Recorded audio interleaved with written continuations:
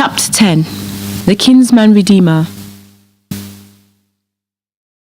Boaz made a public declaration in the presence of the elders.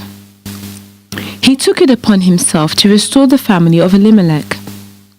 Not only did he fulfill his promise to Ruth, he provided security and procreation for Naomi in her old age.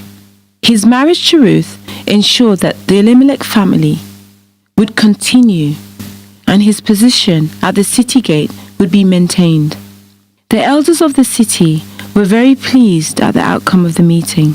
They honored Boaz by blessing him publicly.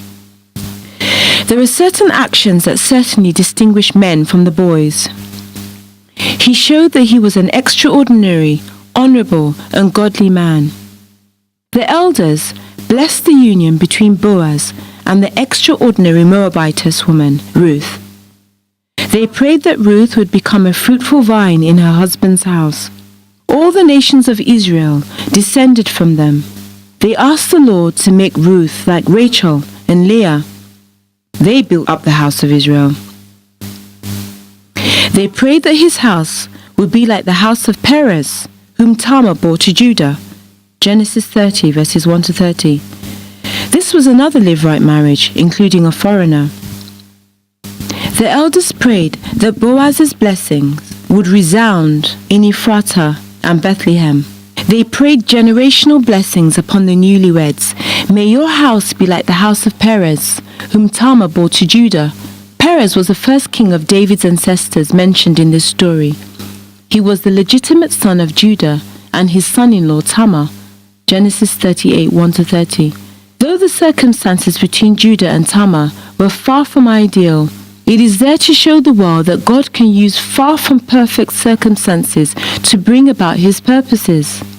Boaz took Ruth home, and she conceived and gave birth to a son called Obed. Little did Ruth know, when she walked away from the familiarity of Moab, she would walk into the secure lineage of Jesus Christ. Ruth, a despised foreigner, gave birth to Obed, who gave birth to Jesse, who in turn gave birth to David. Ruth became an important genealogical link to the Messiah, first to David and then to Jesus Christ, the Savior of the world. God is able to use the foolish things of this world to confound the wise.